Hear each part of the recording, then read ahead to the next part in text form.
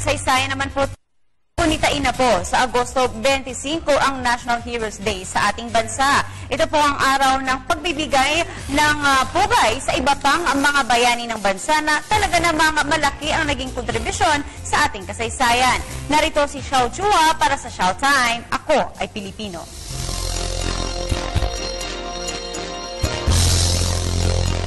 Makasaysayang araw po, it's Showtime! Sa August 25, Linggo, ipagdiriwang natin ang pambansang araw ng mga bayani o National Heroes Day. Isang pampublikong pista opisyal sa ating bansa na tumutugma sa panahon ng unang sigaw ng himagsikan at ng labanan sa pinaglabanan noong mga huling araw ng Agosto 1896. Noon, may nagdiriwang ng araw na ito sa petsang November 30, kaya nalilito pa rin ng ilan. Tinatawag pa rin ng iba na National Heroes Day ang Bonifacio Day, na paghahalata ang edad. Sa totoo, ang National Heroes Day ay nagkabisa dahil sa Act No. 3827 na inaprobahan ng lehislaturang Pilipino noong October 28, 1931. Itinakda nito ang huling Sunday ng August para gunitain ito.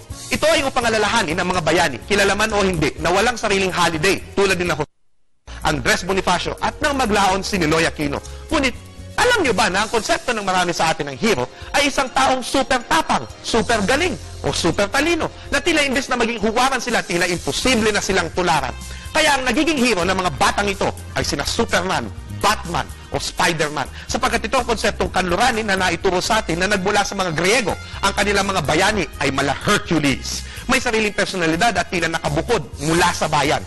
Alam niya na hero siya. Tingnan nyo si Napoleon Magpos at si Marcelo del Pilar. Tingnan nyo itong si Gregorio del Pilar, nakasakay pa sa kabayo. Pero ayon kay Dr. Sius Salazar, para sa mga sinaunang mga Pilipino, ang mga bayani pala ay ang mga mandirigma, ang mga ordinaryong timawa, ang mga hangaway, ang mga ngayaw, ang bagani, kasama sa bayan at nagsisilbi sa bayan ng walang hinihinging kapalit.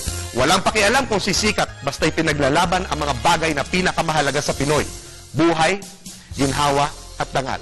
Dapat maalala natin sa araw na iyon, ang mga homesick na propagandista na sumulat para sa reforma, ang mga tatipon na sumugod sa mga Espanyol kahit na hawak lamang ay pinatulis na kawayan kaharap ang mga rifle at kanyon na ang mga veterano ng digmaan na kahit na wala ng mga bala at gamot ay patuloy na lumaban at hindi naglaon na ipanalo ang digmaan, ang mga martir ng batas militar na pinahirapan at namatay para sa kalayaan sa pananalita. Sino man sila. Kaya naman, ang mga National Heroes Day ay ginugunita ng Pangulo ng Bansang Pilipinas sa libingan ng mga bayani sa Fort Bonifacio, kung saan naroroon ang isang katawan ng isang sundalong Pilipino na nahugot noong World War II bilang kinatawan ng mga hindi kilalang bayani, ang Tomb of the Unknown Soldier. Ayon kay Andres Bonifacio, mapalad ang bayang linitawan ng mga bayani sapagkat ang bayang ay walang kamatayan. Napakaswerteng bayan dahil kung titignan ang pambansang araw ng mga bayani, ay araw mo rin, kabayani. Kung ikaw ay gumagawa para sa bayan ng walang inaasahang kapalit, ikaw ay bayani. Ako po si Xiao Chua para sa telebisyon ng bayan.